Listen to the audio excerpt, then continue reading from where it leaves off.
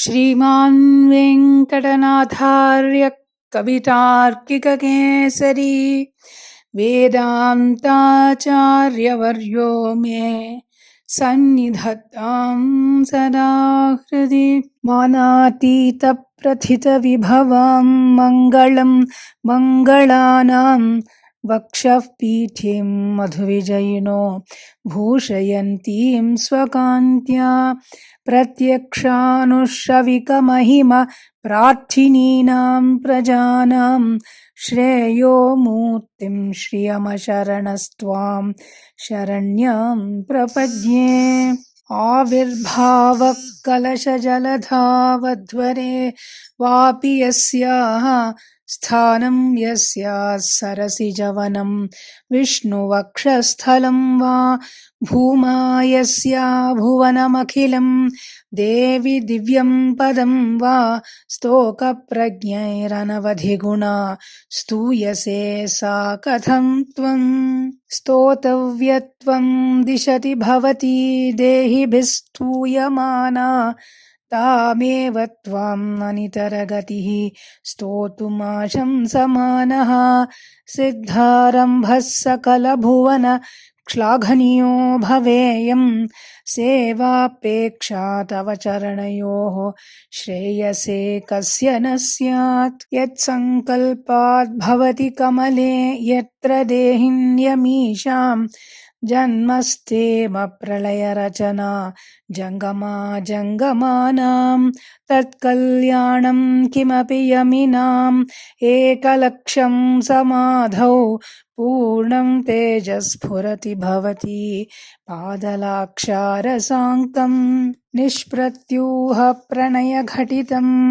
देवि नित्यानपायं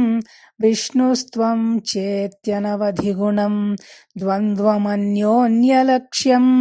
शेषश्चित्तं विमलमनसां मौलयश्च श्रुतीनां सम्पद्यन्ते विहरणविधौ यस्य शय्या विशेषाः। उद्देश्य त्वं जननि भजतो रुज्झितो पाधिगन्धं प्रत्यग्रूपे हविषि युवयोरेकशेषित्वयोगात्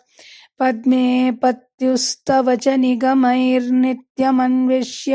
मानो नावच्छेदं भजति महिमा नर्तयन्मानसं नः। पश्यन्तीषु श्रुतिषु परितः सूरिवृन्देन सार्धं मध्ये कृत्य त्रिगुणफलकं निर्मितस्थानभेदं विश्वाधीशप्रणयिनि सदा बिभ्रमद्यूतवृत्तौ ब्रह्मेशाद्या दधति युवयोरक्षसारप्रचारम्। अस्येषाणा त्वमसि जगतः श्रंसयन्ती मुकुन्दं लक्ष्मीः पद्मा जलधितनया विष्णुपत्नीन्दिरेति यन्नामानि श्रुतिपरिपणान्येवम् आवर्तयन्तो नावर्तन्ते दुरितपवन प्रेरिते जन्मचक्रे। त्वामेवाहुः कतिचिदपरे त्वत्प्रियं लोकनाथं किं तैरन्तः कलहमलिनैः किञ्चिदुत्तीर्यमग्नैः त्वत्सम्प्रीत्यै विहरति हरौ सम्मुखीनां श्रुतीनां भावारूढौ भगवति युवां दम्पती दैवतं नः। आपन्नार्तिप्रशमनविधौ बद्धदीक्षस्य विष्णोः आचक्युस्त्वां प्रियसहचरीम् ऐकमत्योपपन्नां प्रादुर्भावैरपि समतनुः प्राध्वमन्वीयसे त्वं दूरोक्षिप्तैरिव मधुरता दुग्धराशेस्तरङ्गैः। धत्ते शोभां हरिमदकते तावकी मूर्तिराद्या तन्वी तुङ्गस्तनभरनता तप्तजाम्बूनदाभा यस्यां गच्छन्त्युदयविलयैर्नित्यमानन्दसिन्धौ इच्छावेगोल्लसितलहरी विभ्रमं व्यक्तयस्ते आसंसारं विततमखिलं वाङ्मयं यद्विभूतिः यद्भ्रूभङ्गात् कुसुमधनुषः किङ्करो मेरुधन्वा यस्यां नित्यं नयनशतकैरेकलक्ष्यो महेन्द्रः पद्मे दासां परिणतिरसौ भावलेशैस्त्वरीयैः अग्रे भर्तुः सरसिजमये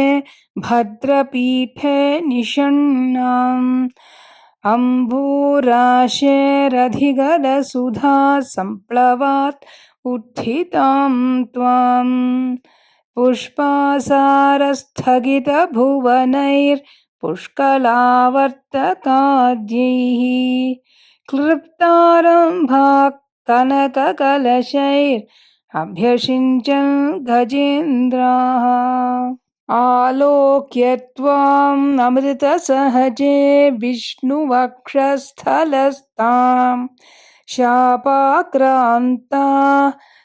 शरणमगमन् सावरोधाः सुरेन्द्राः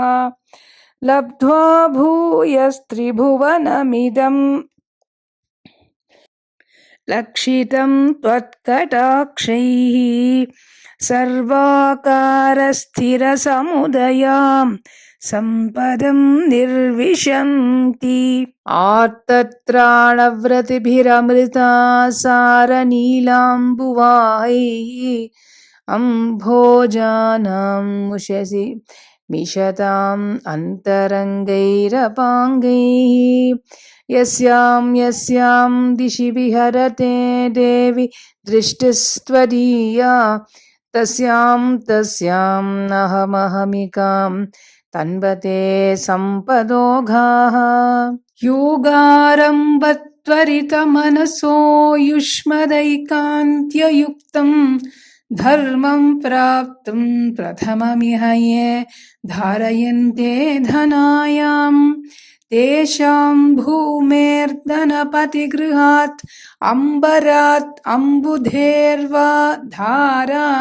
निर्यान्त्यधिकमधिकं वाञ्छितानां वसूनाम् श्रेयस्कामाः कमलनिलये चित्रमाम्नाय वाचां चूडापीडं तव पदयुगम् चेतसा धारयन्तः छत्रच्छाया सुभगशिरश्चामरस्मेरपार्श्वाः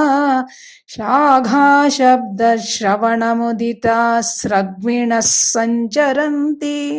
ऊरीकर्तुं कुशलमखिलं जेतुम् आदीनरातीन् दूरीकर्तुं दुरितनिवहं त्यक्त्युमाद्यामविद्याम्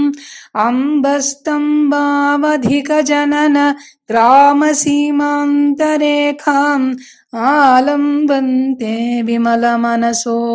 विष्णुकान्ते दयान्ते जाताकाङ्क्षा जननि युवयोरेकसेवाधिकारे मायालीढं विभवमखिलं मन्यमानास्तृणाय प्रीत्यै विष्णोस्तव च कृतिनः प्रीतिमन्तो भजन्ते वेलाभङ्गप्रशमनफलं वैदिकं धर्मसेतुम् सेवे देवी त्रिदश महिला मौलिमालार्चितं ते सिद्धिक्षेत्रं शमितविपदां सम्पदां पादपद्मं यस्मिन्नीशन्नमितशिरसो यापयित्वा शरीरं वर्तिष्यन्ते वितमसि पदे वासुदेवस्य धन्याः सानुप्रासप्रकटितदयैः सान्द्रवात्सल्यदिग्धैः अम्बस्निग्धैरमृतलहरी लब्धसब्रह्मचर्यैः घर्मे तापत्रयविरचिते गाढतप्ते तं क्षणं माम् आकिञ्चन्यग्लभितमनगैर्आर्द्रयेथा कटाक्षैः सम्पद्यन्ते भवभयतमी भानवस्त्वत्प्रसादात् भावाः सर्वे भगवति हरौ भक्तिमुद्वेलयन्तः याचे किं त्वां नहमिह यतः शीतलो दारशीला भूयो भूयो दिशसि महतां मङ्गलानां प्रबन्धान् माता देवी त्वमसि भगवान् वासुदेवः पिता मे जातः सोऽहं जननि युवयोरेकलक्ष्यं दयायाः दत्तो युष्मत्परिजनतया देशिकैरप्यतस्त्वं किं ते भूयः प्रियमिति किल स्मेरवक्ता विभासि कल्याणानाम् अविकलनिधिः कापि कारुण्यसीमा नित्यामोदा निगमवचसां मौलिमन्दारमाला सम्पद्दिव्या मधुविजयिनः सन्निधत्तां सदा मे